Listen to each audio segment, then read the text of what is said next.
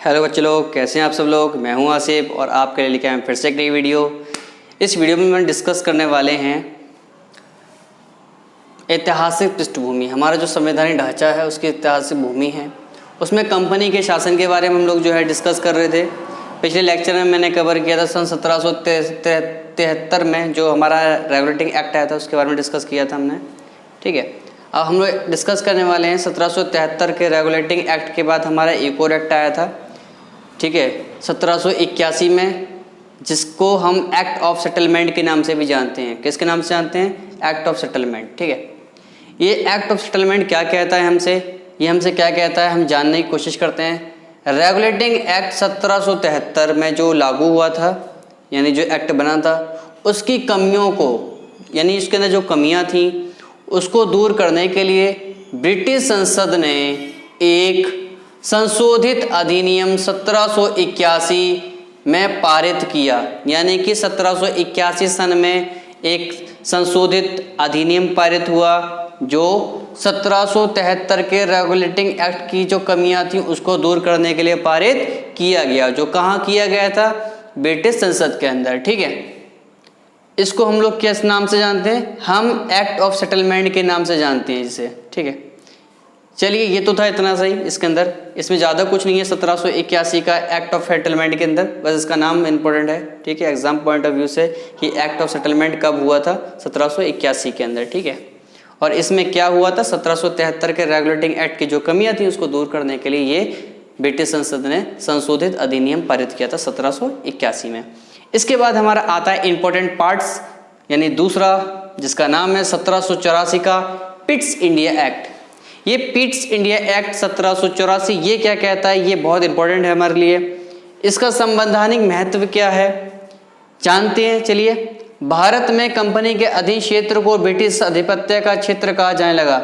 यानी कि जो क्षेत्र पहले कंपनी के अधीन था, ठीक, कंपनी ने जिसके ऊपर राज कर रखा था, अब वो सारे क्षेत्र ब्रिटिश आधिपत्य यानी ब्रिटिश नियंत्रण में आ गए थे। ठीक है, अब उस क्षेत्र को, सारे क्षेत्र को क्या कहा जाने लगा?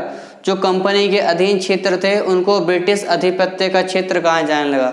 यानी कि जो क्षेत्र पर पहले कंपनी ने अपना नियंत्रण पाया हुआ था, अब उस क्षेत्र को ब्रिटिश आधिपत्य का क्षेत्र कहा जाने लगा इस अधिनियम के द्वारा, जिसको क्या कहा जाता है? 1784 का पिट्स इंडिया एक्ट।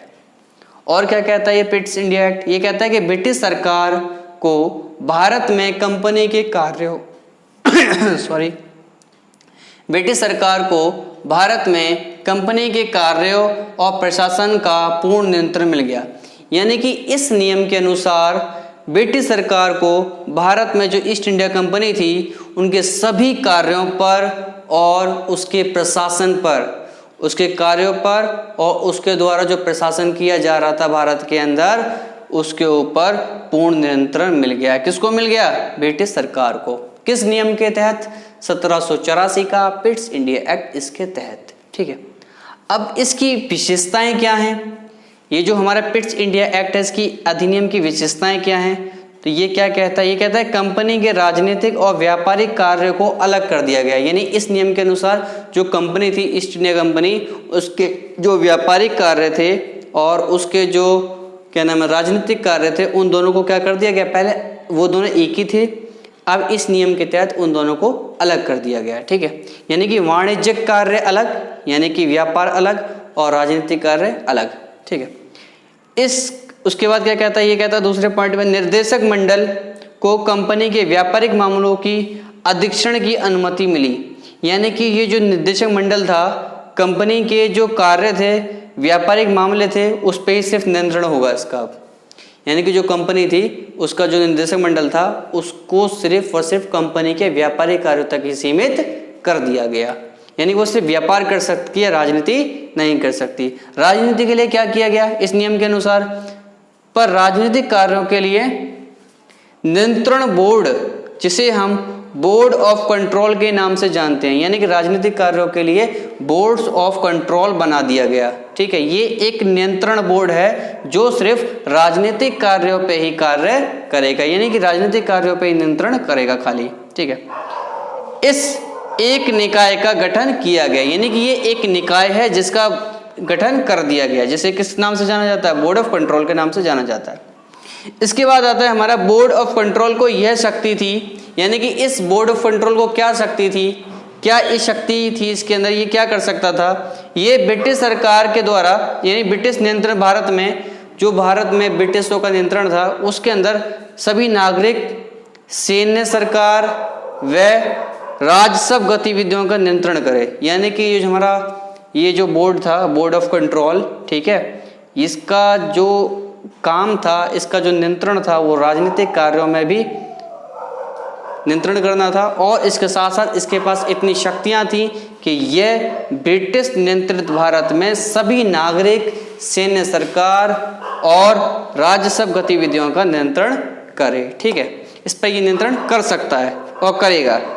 चौथा ये कहता है कि ये जो नियम था, ये जो हमारा एक्ट लागू हुआ था, पिट्स इंडिया एक्ट, ये सबसे पहले ये व्यवस्था एक ऐसी व्यवस्था थी जो द्वैध शासन की व्यवस्था का शुभारंभ थी, कि हमारे देश में दो प्रकार के शासन होंगे, द्वैध शासन होंगे। ठीक है, पहला एक कंपनी करेगी, सिर्फ और सिर्फ व्यापार पे कार्य करेगी, व्यापार पे नियंत्रण करेगी। ठीक है, निर्देशक मंडल जो होता था वो व्यापार पे नियंत्रण करेगा, खाली उसको सिर्फ व्यापार करने तक की अनुमति है। राजनीतिक कार्यों के लिए बोर्ड ऑफ कंट्रोल बना दिया गया। बोर्ड ऑफ कंट्रोल का काम था राजनीतिक कार्यों पर नियंत्रण करना, और ये एक निकाय थी जिसका गठन किया गया था, और इसकी जो शक्तियां हैं, ये शक्तियां हैं कि ये जो ब्रिटिश नियंत्रित भारत है, यानी ब्रिटिश नियंत्रित भारत है, यानी भारत के अंदर ब्रिटिशों का जो राज है, उस समय ये सभी नागरिक, सैन्य बल एवं राजस्व गतिविधियों का नियंत्रण भी करेगा। यानी कि इसके बाद इतनी शक्तियां मिली हैं इसको। ठीक है, इस एक्ट के द्वारा बोर्ड ऑफ कंट्रोल को। ठीक है, आज की वीडियो में बस इतना ही, कि आप हमारे साथ बने रहिए इस वीडियो चैनल पर। मैं आपके लिए फिर से नई वीडियो लेके आऊँगा। आपको पता है आपको क्या करना है, हमारे प्यारे चैनल टॉप पर वेव एजुकेशन को सब्सक्राइब करना है, नीचे बेल बटन दबाना है, लाइक करना है, शेयर करना है, कमेंट करना है। अगर आपको कोई डाउट है तो कमेंट बॉक्स में कमेंट कीजिए, मैं पूरी कोशिश करूँगा आपके कमेंट का जवाब देने के लिए।